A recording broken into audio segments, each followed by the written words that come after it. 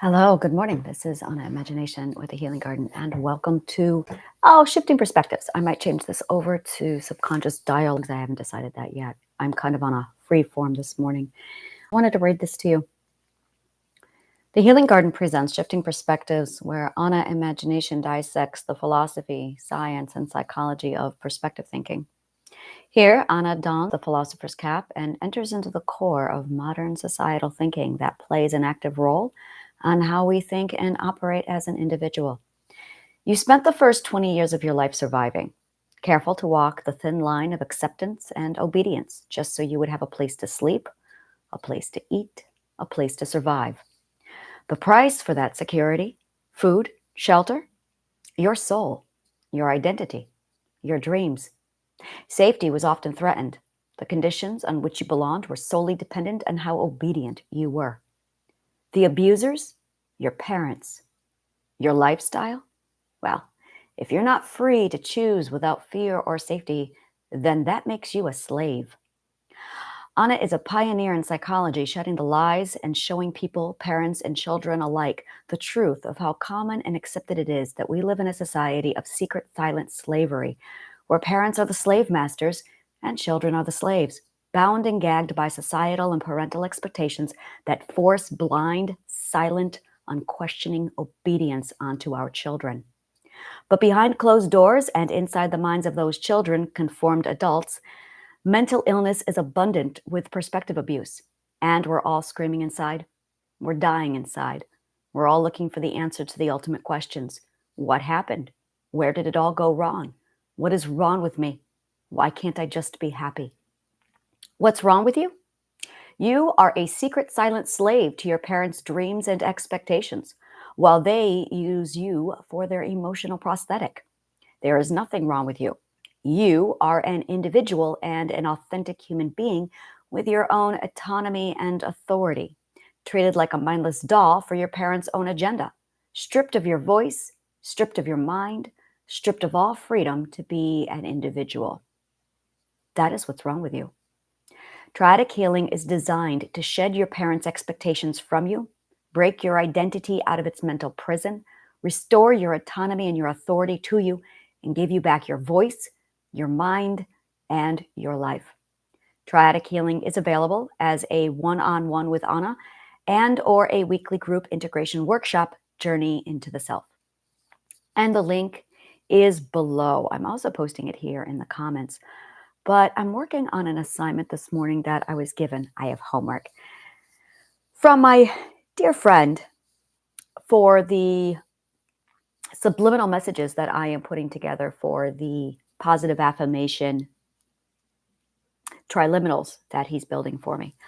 And they have to be written in the you are form, or it is. I prefer you are. And I'm going to have them set up so that it's all three positive affirmations, the right ear, the left ear, and then it going into the top. And I definitely have you are safe. That's like one of the core ones.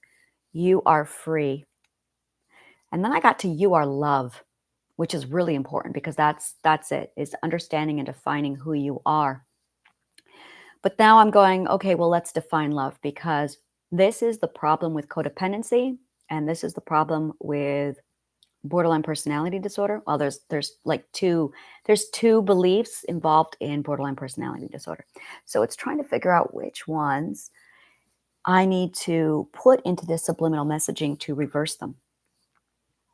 So definitely with codependency, love is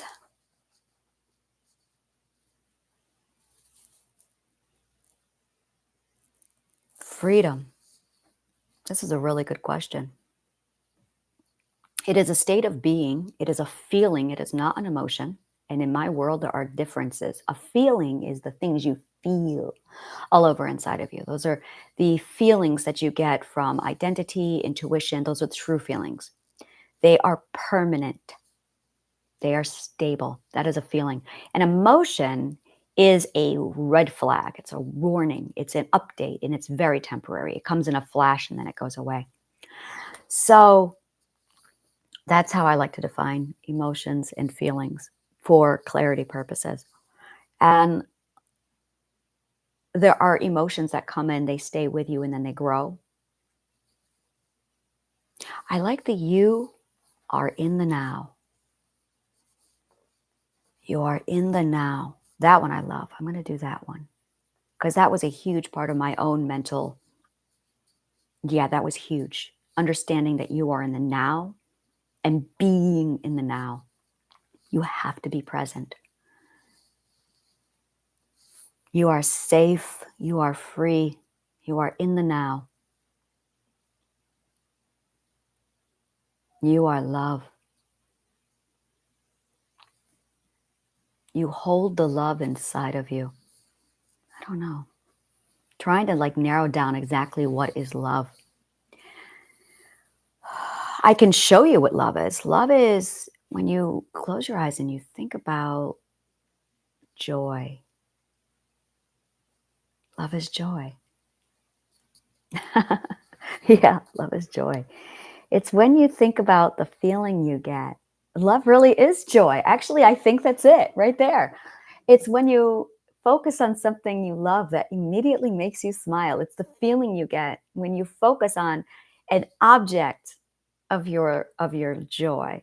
And that's the problem is there's a feeling and then there is the object that provokes the feeling. And the object can be a memory.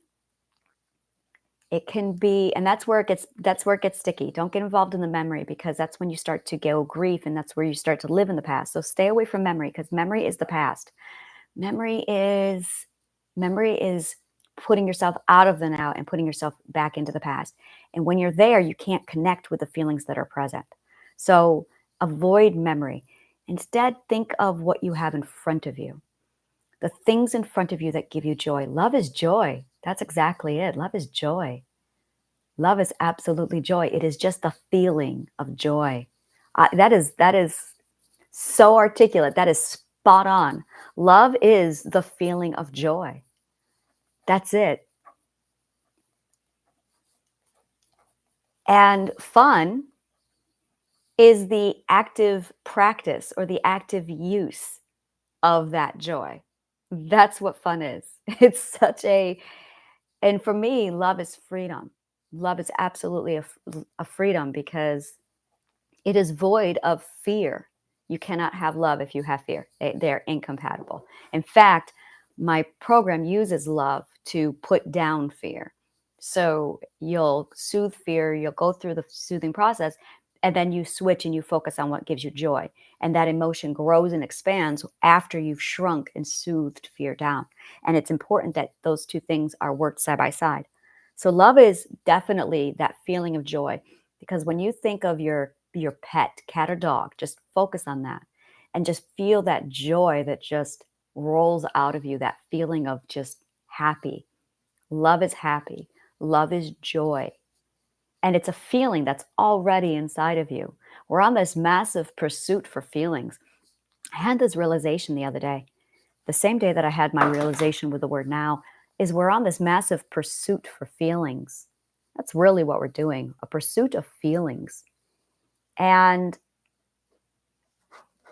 when you realize that you're actually just trying to pursue your feelings, well, feelings only exist in the current present, in the now. And if you're focused on the memories of the past, or if you're focused on what will be in the future, or if you're worried about what will be in the future, you are no longer in the present. And because you're no longer in the now, via your perspective, you no longer can access or feel any of the feelings that you have available to you because you're not in the now. And the only place where feelings exist is in the now. You can remember a feeling, but you're not actually connecting with the feeling. You're not absorbing the feeling when you are remembering.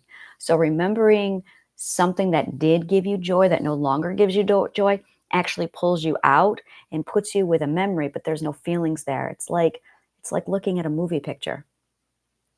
It's exactly like looking at a movie picture and being completely cut off from the entertainment of the movie picture. It's more like you're watching yourself watching a movie picture. Like, and this is a horrible example, but it's a really good example, is let's say your partner passes away and you pull out your old video and you put it in and you're watching your wedding day. and you're remembering the wedding day. And you're going to be feeling the grief of the loss of your partner as opposed to the feeling of that day and what it felt like, because that's not happening now. What you are actually in the now of is pining for and wishing for, which is why you're watching the movie. So ruminating on memory,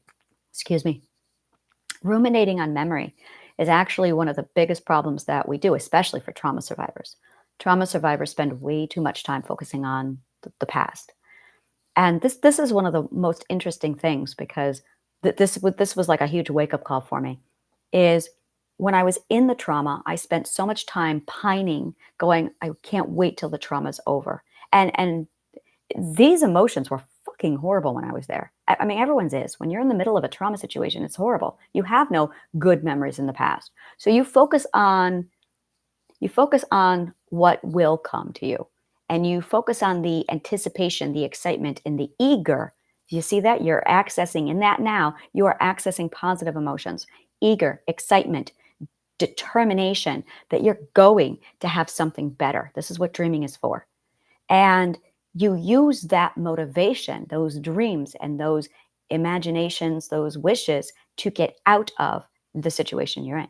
You get yourself into a better situation. Now and this is what I did. I ended up still pining. I didn't know how to shut it off. I was so busy spending 40 years wishing I was somewhere else because I was in a horrible situation that when I finally got out, I couldn't stop. I had to consciously go, okay, you don't have to dream anymore. You're at your destination. And that's it, is there's that moment, that wake-up call where you realize you are at your destination. It's time to stop dreaming and be in the now. All the things that you dreamed and wished for and wanted, they're here now. Now, here's the thing. They'll come to you and they'll pass you right by without you even realizing it, because you're still focused on there. And that's a survival skill, looking into the future and dreaming and wishing and wanting. That's the survival skill. And then being in, and it's the way the trauma works. It's absolutely the way the trauma works. I break this down with logic loops and how your abuser gets into your head and basically feeds you misunderstanding so that you can't process. So between getting stuck in processing and pining for something better because you can't stand the future, or I'm sorry, you can't stand the present because where you are presently is being abused. It's complex. It's like you're in the past and you're in the future at the same time. You are everywhere except in the now. And there's going to be that moment where you finally get out and you still have to process, but stay in the now when you process. And I had this massive, this is a trauma response through and through, is if I wasn't constantly anticipating the future, then I was going to be susceptible to abuse. I had to anticipate all probable futures to ensure my safety and my own choreography around the abuse to keep me safe. That is my trauma response. And I was out of the abuse for 3 years before I finally went, you can turn that off now. You don't need that anymore. And I was terrified of not living in the future because I was going, well, I have to anticipate the next chess move. I always had to anticipate. And I finally got to that point where I don't need to anticipate the chess move anymore. I am safe. I am in the now. And in the now is where joy is. You can't feel joy if in the present, or I'm sorry, you can't feel joy in the past if you're remembering. You can't feel anything if you are stuck in the mindset of trying to understand and process a trauma. And if you are pining for what you wish you had, it does not do you to dwell on dreams. So says Dumbledore. It does not do you to dwell on dreams. Use the dreams to get you out of a bad situation, but recognize when you finally cross over into where you are now, where you're safe. So if you are legitimately in a place away from your abuse, and this is why manifestation focuses so much on abundance and gratitude, is because it's trying to show you what you do have. So love is one of those emotions where it's such a generic word, but really, truly, it is a feeling of joy. It is happiness itself. It is the smile on your face when you think about your cat. It's the smile and the warm, oozy feeling that you have when you think about, for me, New York State autumns in front of a fireplace with hot cocoa and blankets. That is the feeling of autumn, or the feeling of, and that's where I am right now. That's where I am right now, is autumn. So now it's like hot teas, hot chocolates, and cozy blankets and sweaters. Like that's love. That is love through and through. And it's very much a part of my identity. And then in addition to that, you've got the little things that you've collected, the shrine of your identity that you've filled your home with. Your home should be filled with a shrine to yourself. Absolutely. You should have that. And if you don't, start collecting it. And that's what the identity wants. That's what your autonomy wants. That is healthy, to go out and collect trinkets that absolutely define who you are and magnify who you are. For me, that's artwork. I got mermaids literally dripping all over my home because I'm a mermaid. So it's this feeling of just surrounding yourself with all the things that define you, because those things that define you is love. It's joy. It's absolutely joy. And it is freedom to express your love. It's absolute freedom to express that love. So when I'm putting together these subliminal messages, you are joy. You have the joy you seek. You have the joy you seek. Trying to say it's a very fine art of articulation, where it's like pulling it down and putting it into an exact, precise wording, so that when you hear it, it's that realization. You want the epiphany to click on when you hear it of, oh, there it is. This is what I have.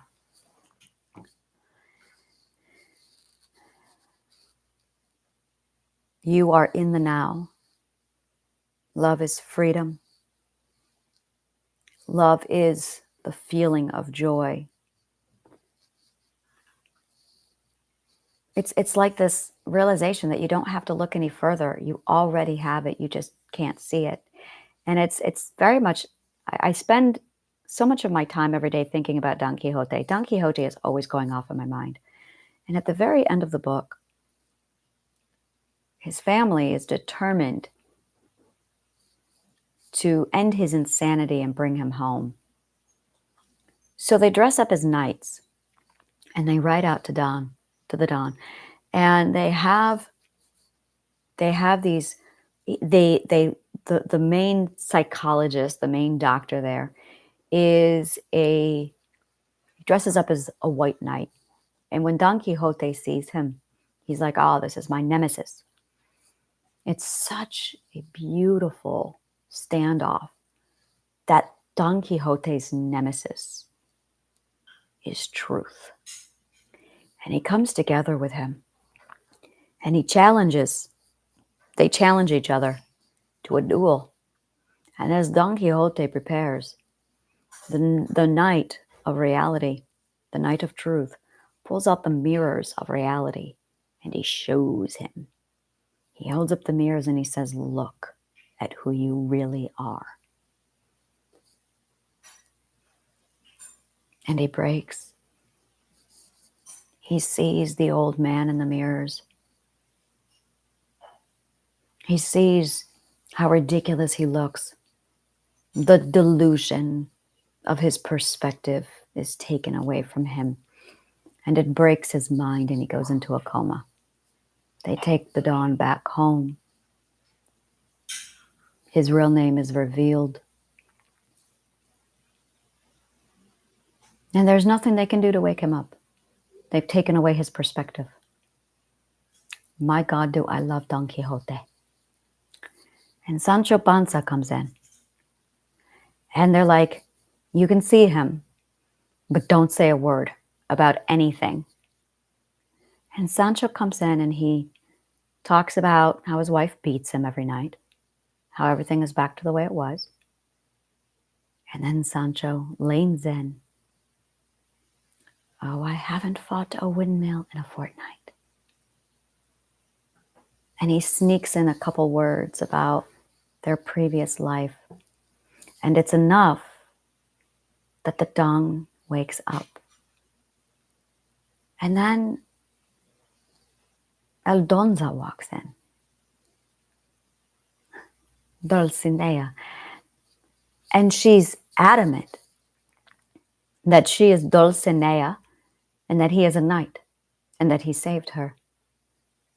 But the dawn is awake now, so he yells at everyone to clear the room and let the lady speak.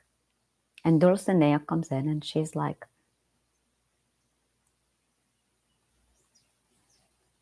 "You are my lord." And he said, "No, I am not a lord. I am just a man, and I'm old and I'm dying, and I do not know you."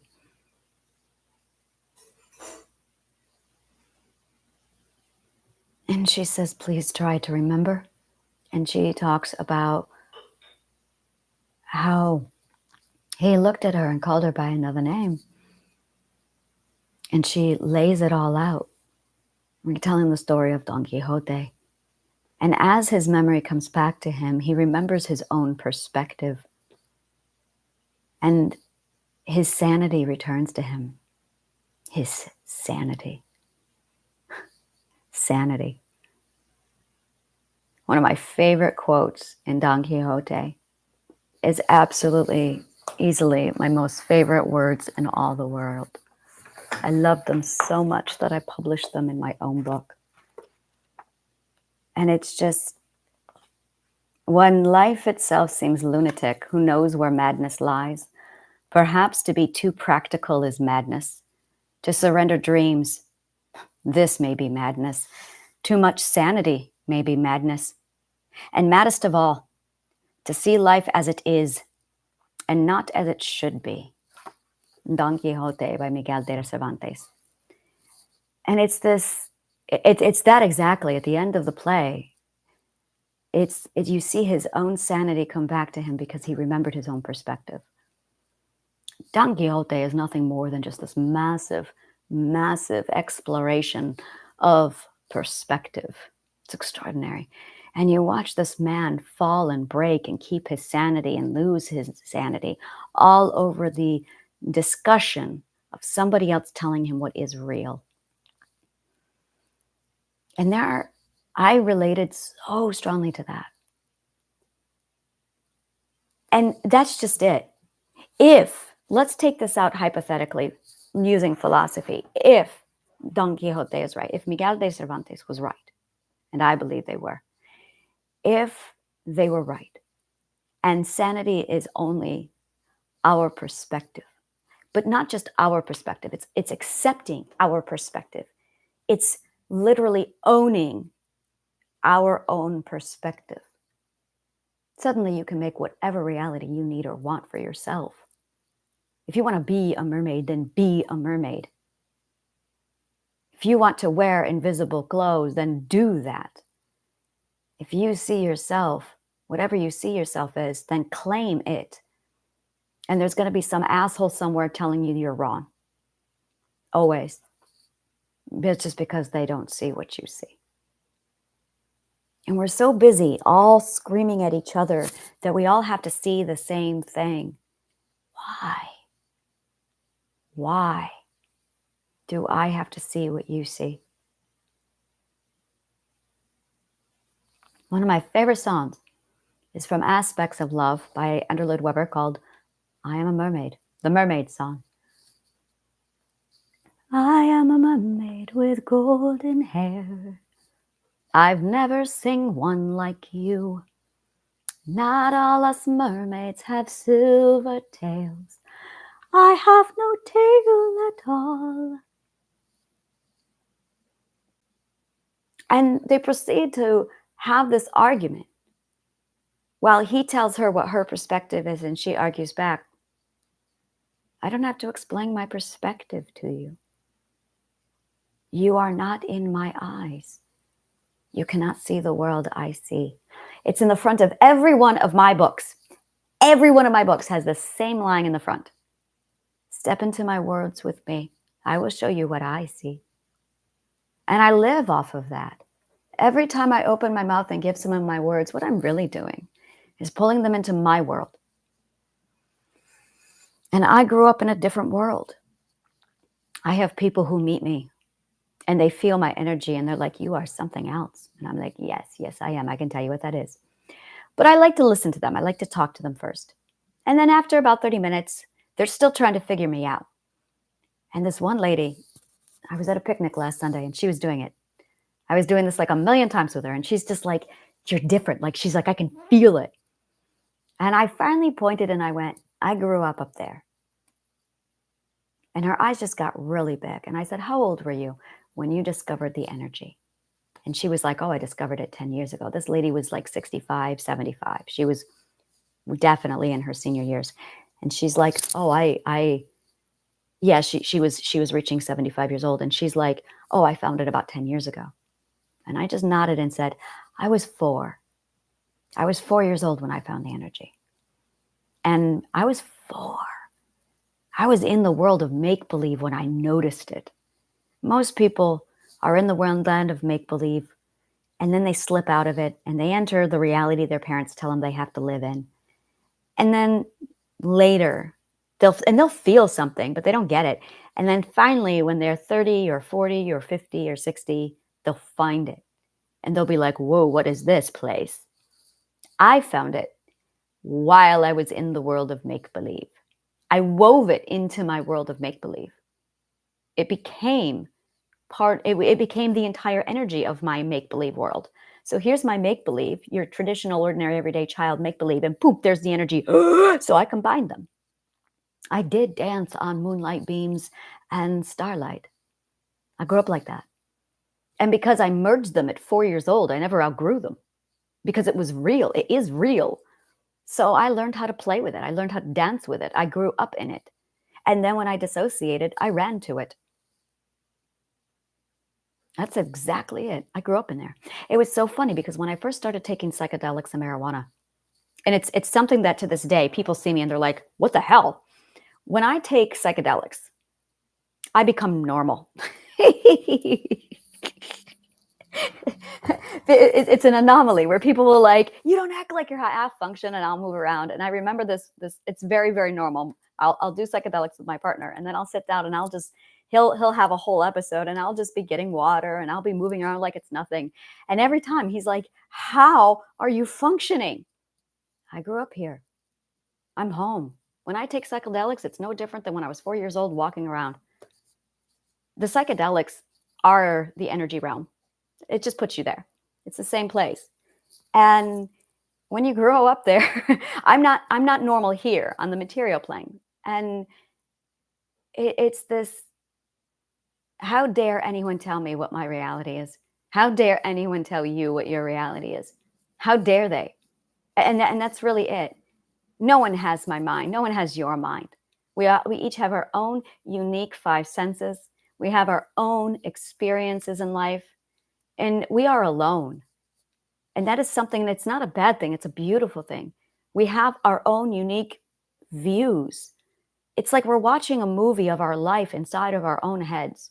And every movie is different. And your movie is unfolding out before you. Oh my God, take this metaphor and run with it. What happened to you, the adventures that occurred, where you went, what you did, what you saw, what you learned. And you're watching your own movie. It's all yours. It's private. No one can see it. Now, I can go to you and ask you, what movie are you watching? And then we can sit down and we can compare movies. But I cannot ever see your movie. All you can use is story to try and relay it to me. And I can respect your story and your movie, and I can take it in and say, wow, this is my story. And I hand it to you, and I try and show you the movie in my mind. I will not break into song. I hand that to you. And we can sit down and compare. And the most amazing thing is you can have the exact same existence, quote unquote, with a sibling. This was the hardest thing for myself to learn, was that just because I had 4 siblings, well, myself and 3 siblings, all living under the same roof with the same parents, does not mean we watched the same movie. No. I had a completely different experience than my sister, who had a completely different experience than my brother, who had a completely different experience. 4 people living under the same house with the same parents had completely different movies making, completely different movies. And the abuse and the trauma happens when another person comes in and says, that's not the movie that happened. Excuse you.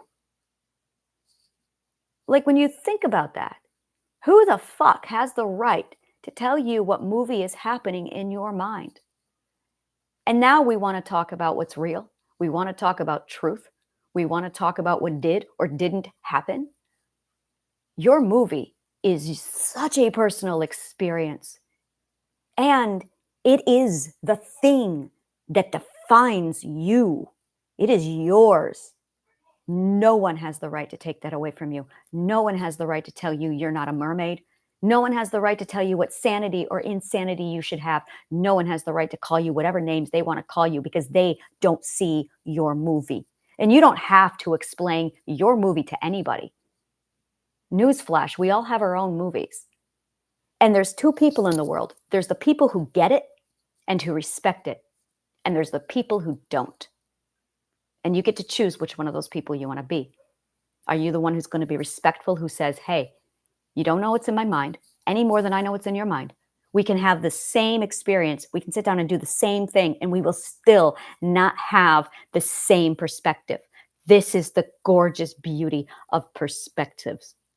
You can't get inside another person's head. It's not possible. The only thing that's going to relate point A to point B is your communication skills of telling them through story what's happening inside your perspective. But here's the catch. Here's the problem. Most people don't even want to listen. They just want to assume that you're wrong. Wrong? Wrong. Think about that metric. If you've got your own movie in your head and you're living and you're walking and you're doing your thing, and here's the other beautiful thing. The first 20 years were spent A, and then you moved to Paris. Who is with you in that combination of experience to understand that it took you living at home in a rural town in New York State, and then suddenly you're living in Paris? That's going to give you a cocktail of experience that no one else is going to have. No one's going to have that. Our perspectives are so unique, so that you are going to see things from a different perspective that no one else is. So fucking unique, so beautiful.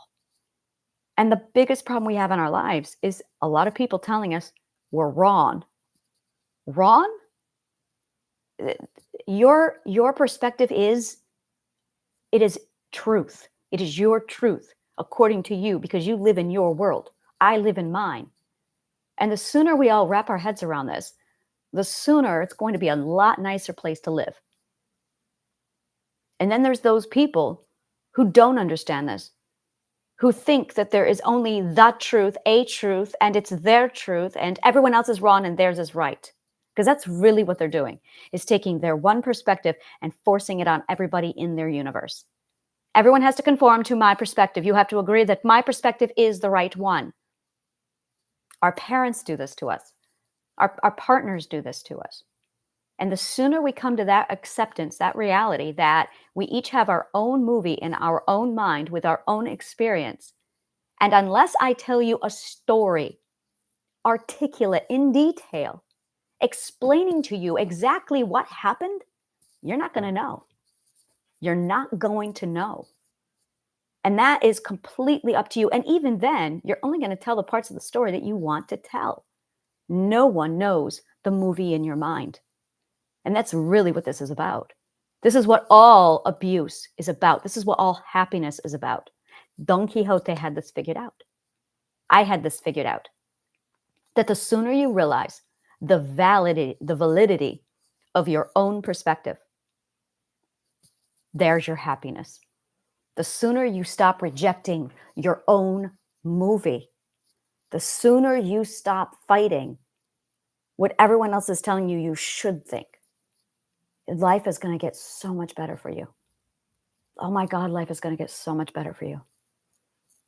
Own it. I have the weirdest relationship. I have a partner who I love, and we are absolutely together and separate at the same time. We are half of a couple. And in my mind, we are absolutely in a beautiful, loving relationship. The feelings are all there. The feelings match up. And I'm reading those feelings, I'm reading the energy, and I'm saying, well, based on my definition of ABC, these feelings are here, the energy is here. This is what's occurring every day. We have a relationship. And he's over there going, I don't feel that way. That's okay. And he respectfully looks at me and goes, okay. So in his mind, he's single and we're not a couple. And in my mind, he's my husband. And it's just this, and we have learned to accept this about each other, and we coexist, and we found a relationship that works for us. And it's this beautiful, beautiful thing. And it's so weird. And you should hear us when we introduce ourselves to people. People will ask, and it's just like, I let him lead. He does all the leading. That's how this works.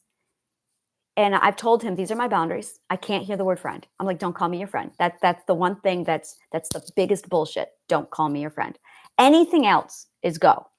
You can say we are undefined. You can say we're working on it. You can say nothing. You can make up shit. I'll play along. You cannot call me your friend. That is the one label that just grates on my energy. And he's like, okay. And whatever situation he wants or he needs, it goes. It's beautiful. It's the most weird thing. And it's like, yeah, it's beautiful. And there's things that we've agreed on, that we have these core ethics that we share. We have our core perspective that we share, and we nurture the same perspective. So we have this shared perspective between us. But he's just, and it's a question of, so which one of us is right? Well, we're both right. We are both right. We have both learned that we both have a perspective. We both love each other, and we both care enough about each other that we understand the value and the preservation of the other's perspective. It doesn't matter what the other. I don't impose mine on him, and he doesn't impose his on me. So now we've learned to respect each other's perspectives side by side, while existing in our own realm, in our own present, with our own reality, side by side. It's absolutely the most beautiful, weird relationship. I love it. It's perfect. And the best part is, when I'm in one of my, and I was there yesterday, I was with a friend, and we're poly, so I was having a thing, and I messaged him, and I'm like, I'm sorry if this crosses your boundary, but in my perspective, I have to do this. In my perspective, it feels like we're a couple and we're practicing poly, and according to my personal law, I have to do this to be healthy. This is where I am. This is what I'm doing. I love you very much. And here it is. And I gave him the information I needed. And he received it. I'm okay. Everything is fine. Have a good time. I love you. And it was like, all right, we're good. And he gives me this space. And at the same time, I know he's not there. So I give him that space. And whenever I do provide my perspective, knowing he's not on the same page as me, and at the same time, he is so on the same page with me. It's so fucking weird. And I'm going, everyone needs to learn how to have relationships like this. Because, and this is the beautiful thing, is instead of arguing over, let's agree on the same perspective, it's let's agree that we have different perspectives and we just learn how to coexist with our perspectives. Boom. Those are the words I've been looking for. I finally figured out I'm going to do I'm going to do relationship classes. Coexisting with different perspectives. That's it. This is it. And this is what we need to learn as parents for our children. This is what we need to learn for our partners. This is it. Coexisting with differing perspectives. If you can master this skill, holy shit, relationships change. This is how I am with my children. This is how I am with my partner. This is how I do all relationships. I coexist with different perspectives. And this is the sweet sauce. This is it right here, where when you sit down and you decide to be involved in somebody, the norm is, let's take our perspectives and merge them all into the same perspective so we're all on the same page. Why do we have to be on the same page?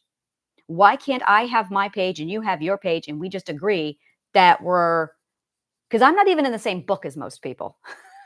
And that's really it. I have my own book, let alone Paige. I'm in my own book. And as long as we respect it about each other, and I know you're not in my book, that's okay. So I might, no, I do. I do. It's not a might. I do. I show up at events in whatever cosplay I want on a whim. Like that's who I am. So when that happens, people don't blink an eye with me. They know to expect this of me. Oh yeah, that's Anna. Oh yeah, Anna imagination. That's Anna. And they love it. They tell me often that they wish they could do that because it is such a liberation of this is my perspective. And you don't have a right to tell me what my perspective is any more than I have a right to tell you. If I want to be a mermaid today, oh god damn it, I'm going to be a mermaid. There are days I will just put on crowns and walk around New York City. I have a crown collection. I have ball gowns. Like I do weird shit. And I am one of those peoples on YouTube going only in New York City. That's me.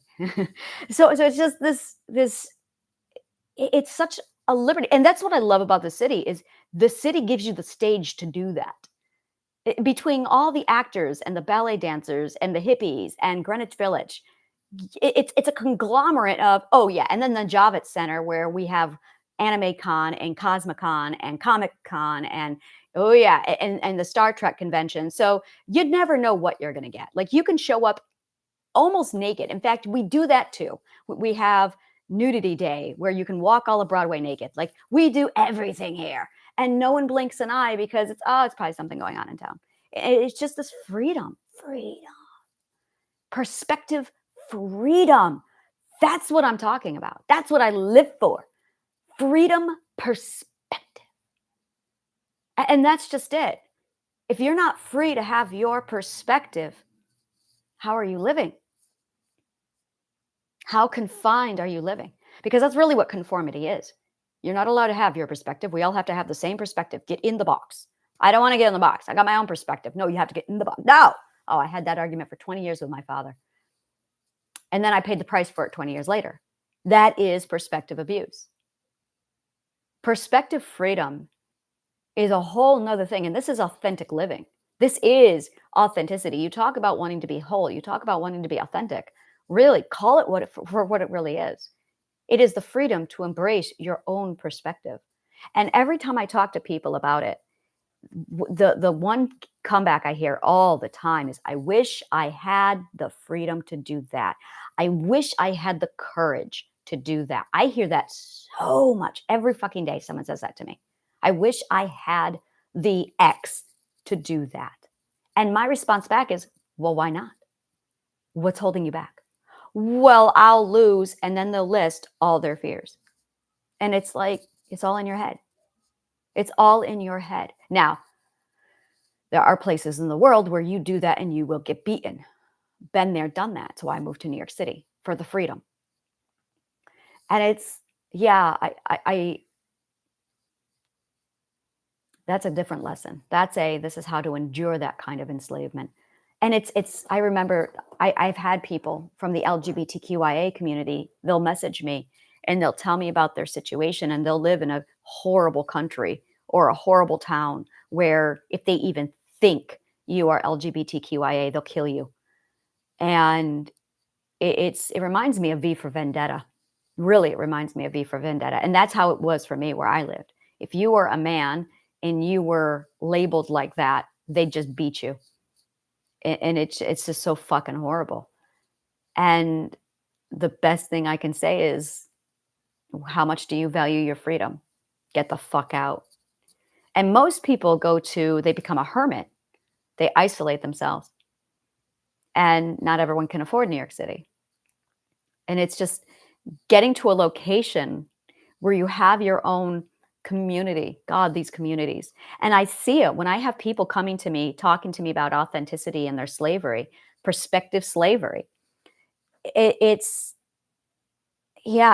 it really. It's perspective freedom versus perspective slavery. How do you live?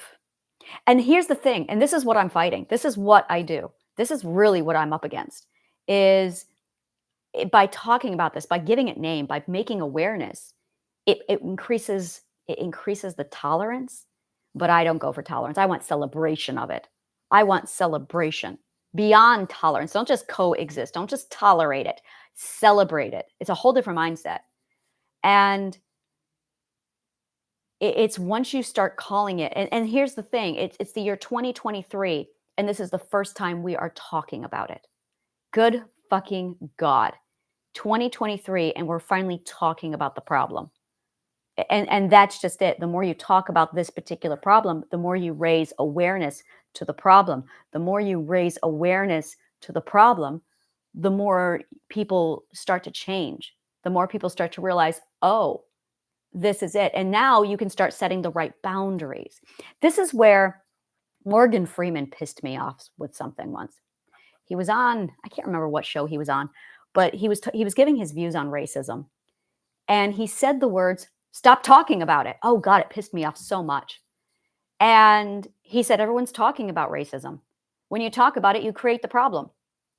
And I just went, no. And he goes, "Why are you calling me a black man? Can't you just call me a man? Why are we talking about it?"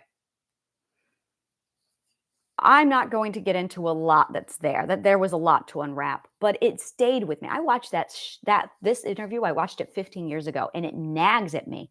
And I finally figured out why. It's because you do need to talk about it, but there is talking about it the right way, and there's talking about it the wrong way. I was in the subway the other day, yesterday, and there was this black person sitting there talking about, "It's because I'm black. It's because I'm black." And the person who was there, they were friends, and the person who was talking to him, he immediately flustered, and he was like, no, that's not it. And I watched this person break down, trying to defend. I saw his anxiety increase, and this black person just kept saying, "Yeah, it's because I'm black. It's because I'm black." And he may have been joking about it, but I'm sitting here doing my psychology thing, going, you are reinforcing all of that in your head by repeating that kind of stuff. There's talking about it, and then there's talking about it. So if you're going to talk about it, there's a right way to talk about it, a productive way to talk about it. And then there is a toxic way to talk about it. So if you're going to talk about this shit, let's learn how to do it properly. And this is how to do it properly. The goal is to talk about it to raise awareness. You don't want to just raise awareness. That's the problem. People want to raise awareness of one of these problems, but then they don't know what to do with it. So then there's violence, there's protests. No, you're supposed to talk about it to give yourself your voice back. And then you're supposed to get awareness. And then you are supposed to, ready for this? Use your boundaries. You're supposed to name it. I call this the naming in Triadic healing, the naming. And then you use your boundaries. You have to become educated enough to recognize it when it's toxic. And that's the problem. Recognize the toxicity. Then you can use your boundaries. So this is what you're supposed to do if you want to do this effectively. Definitely talk about it. So it's, you have offended me. You are not respecting my perspective. That is perspective abuse. Then it's calling it for what it is. That is gaslighting. And we're doing it with narcissists already. That is gaslighting. Stop gaslighting me. The narcissist loves to argue at this point. Well, that's not gaslighting. How is that gaslighting? And that is gaslighting. It's because you, and these are the words you want, it's because you are telling me what my perspective should be.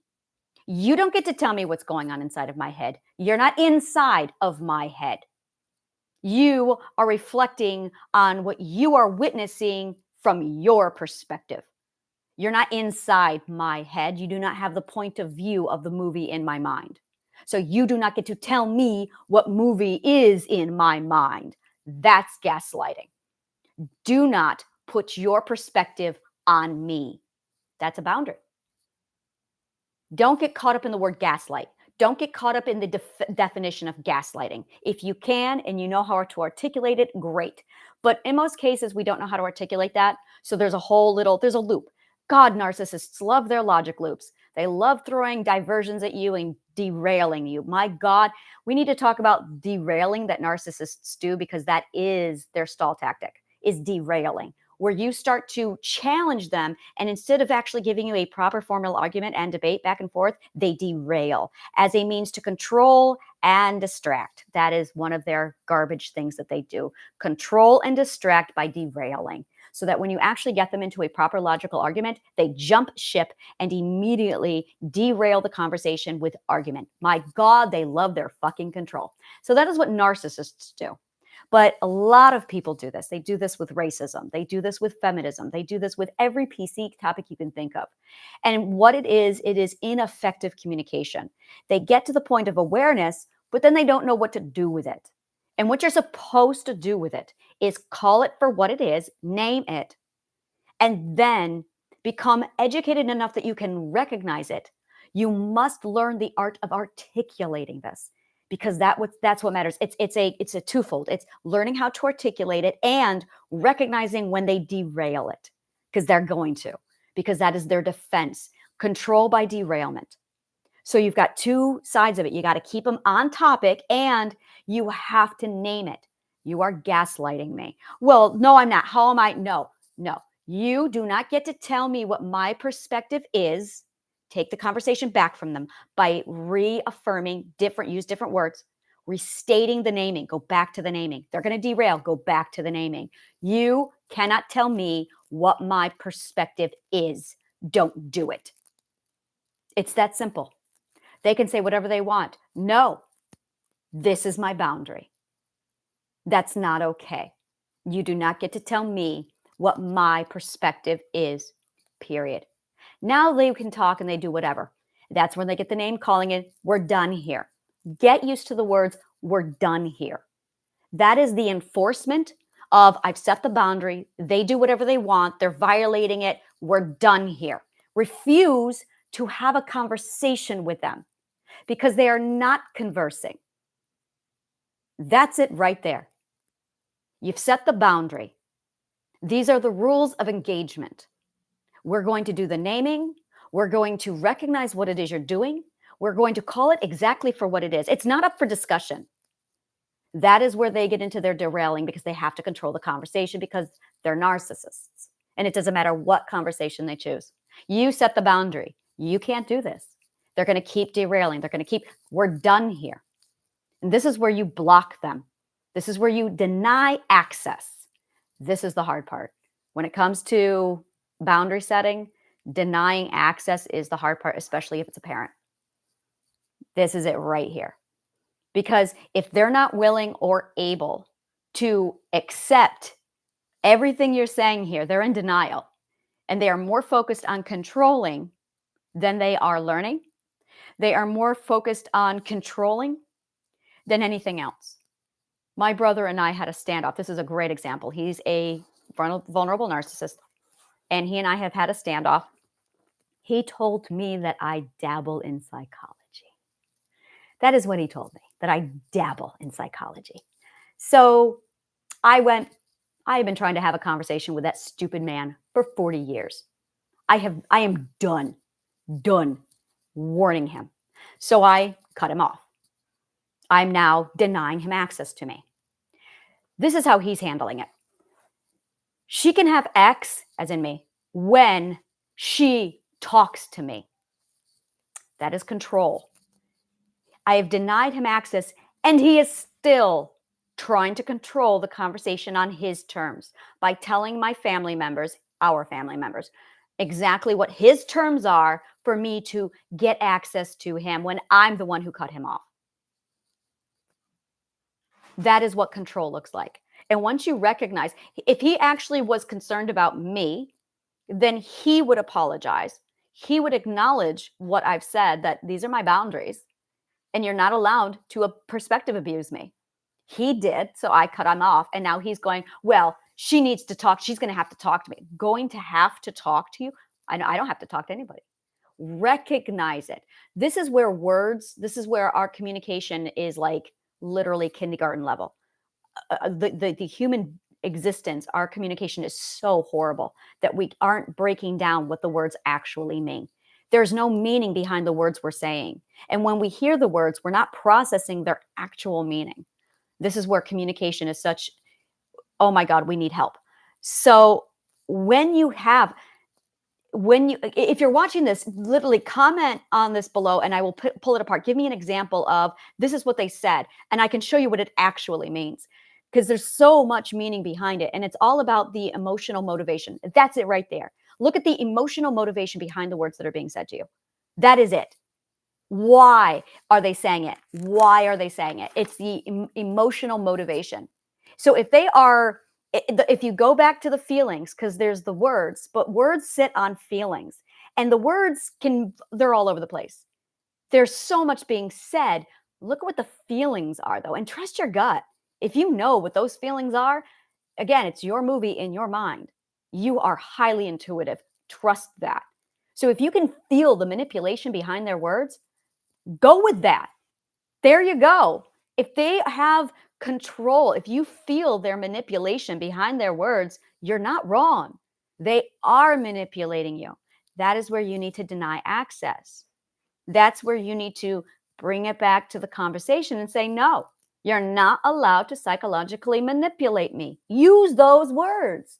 You're not allowed to psychologically manipulate me. Now they're going to gaslight you again. They're going to say something stupid like passive aggressive. Well, that's not what I said. That's not what I meant. I'm not an idiot. I can feel your intention. You're dancing around. You're derailing we're done here. Back to that. We're done here. Trust your gut. Prioritize your instinct. You know when you're being bullshitted. And that's really when it comes down to it. You know when you're being bullshitted. We all know when we're being bullshitted. Don't listen to the words. That is bullshit. Words are such garbage distraction. And that is really it. You've got these feelings and these emotions that are underneath all of the actions and not even the behaviors. It's the words. Like the words are lies. The words come from the subconscious mind. That's my secret weapon. Words come from the subconscious mind. 100%. Words never come from identity. Words, no one ever speaks words from their identity. They don't. The only people who speak words from their identity are people who are mentally stable. You have to be so fucking on top of your mental game to be able to speak what's in your heart. And you have to be so fucking authentic for that. Like, subconscious minds the first thing they do is take words and they run with them. That's why everybody lies. And then you look at the behavior. And if you can see that the behavior is X, but their words are doing something else, there you go. Look at the behavior. But it's more than that. Don't just look at their behavior. Underneath that, you can feel their emotional motivation. You can feel their intentions. Go by that. Because you are reading that based off of your own intuition. Your intuition is picking up their intentions. Trust that. That's it right there. So they can say whatever fuck they want. Don't look at what they're saying. Look at how they're saying it. Are they derailing? Are they bullying a conversation? Oh my God, narcissists love that shit. Are they running away with a conversation? So when it comes to boundary setting, voice it, name it, pull it apart, like use words to articulate this is what you are doing. And it doesn't matter if they are or not. If you feel like they are, there you go. They can't argue with that. I feel like you are manipulating me. They're going to say something like, well, how? I don't have to explain it. It's a feeling. I feel it. I don't feel like you're being honest with me. We're done here. I don't have to explain my movie in my mind to you. I can feel it. This doesn't feel honest. It doesn't feel decent. It doesn't feel good, and it does not give me joy. We're done here. Get into this habit, say it. And once you start flowing with it, and then you have the power, and this is like the ultimate boundary, denying access. People think, oh my God, I'm gonna have to beat somebody. I'm gonna have to punch him in the face. I like those people. How do you deny access? How do you enforce a boundary? So how to enforce boundaries. This is so much fun for me. Every time I get to this, a lot of people are literally imagining punching somebody in the face. Enforcing boundaries? I'm not violent. How do I enforce boundaries? We're done here. It's called refuse to have a conversation. That's it. You refuse conversation. Do not give them your words. Do not give them your time. You are refusing their conversation. It is the ultimate boundary. Refuse their audience. That's how. That's it right there. Refuse their audience. Because that's really what this is about. The narcissist wants the stage. You are the ticket holder. Now that's power. That's power. The narcissist, I want you to stay with this idea for a minute, has rented out the stage. It's a one-man show, and you are the audience member. You don't have to go to opening night. Refuse the audience. So, narcissist claims the stage. They've got it all rented out for the entire weekend. You don't have to show up. That's the power. That's the control. That's you denying access. Don't feel like you're the one on stage giving a presentation and they have to give you audience. That's what they want you to think. Switch it around. That narcissist is soapboxing on a stage and you hold the ticket to the show. You can tell the narcissist, we're going to do this my way. Because if it doesn't feel good and if it doesn't give me joy, why am I doing it? This is what I want. This is what I like. No, you have to come see my show. That's what they're saying to you. You have to come see my show. Yeah. Book of Mormon's on Broadway? No, thanks. And you just rip up their ticket and you go watch what you want. You have the power. You have so much fucking power.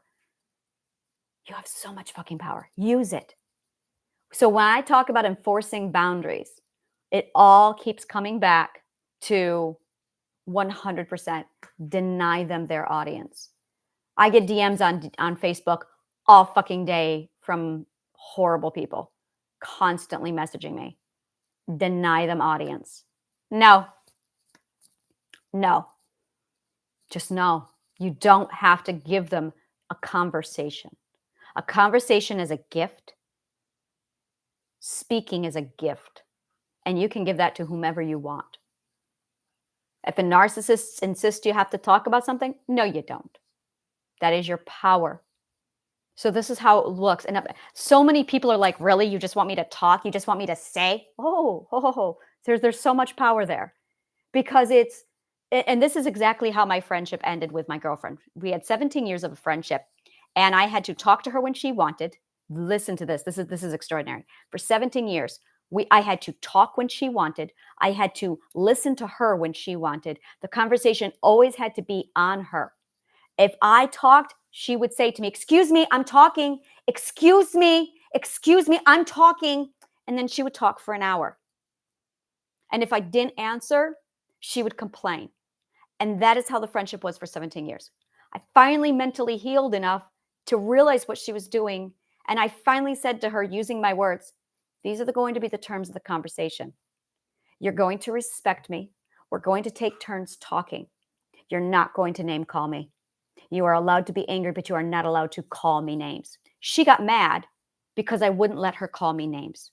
So she started screaming at me, saying that she was entitled to her anger and entitled to any treatment. She said these words. She was entitled to any treatment she wanted to give me because I deserved it. I said, these are the terms in which I will talk to you. She said then that she was not going to conform to my strict rules. I informed her that my strict rules were boundaries. And this is the only way I participate in conversations because I don't want to be abused and I don't consent to abuse. She screamed at me, called me names, and I said, we're done here. And I hung up the phone. I guess I am the one who dumped her. I never thought of it that way before. I dumped her. Well, that's a perspective shift. I set a boundary and she did not adhere to it. So I cut her off. Oh, that's very empowering. Oh, I feel very empowered right now. Give me a minute. Oh, yes, I feel very good. I set a boundary and I enforced the boundary. Okay, so I dumped her. I feel really different. I feel fucking fantastic, actually. Wow, it's empowering. So yeah, words have fucking power because that's really what you're doing. You get to set the terms and the rules of how people talk to you. And the best thing is, you don't have to show up to their show if you don't agree to. That's enforcing the boundary. You don't have to become violent. You don't have to punch someone in the face. You just don't have to show up. You just don't have to answer their text. You just don't have to reach out to them. Cut them off. It doesn't matter if they're a parent. If they're abusing you, there's going to be boundaries. There's going to be rules so you don't get hurt. Defend yourself. For more shit like this, like, subscribe, follow, comment below. Let me know what part of the show resonated with you. Share this if there's anyone you know of who needs to learn how to use and enforce boundaries. And donate to the garden. Click on the link below. If you are interested in DIY triadic healing, I offer one-on-one consultations. It's extraordinary. Take a look down below. And I also have my integration workshop. Thank you so much. And may the kindest of words always find you.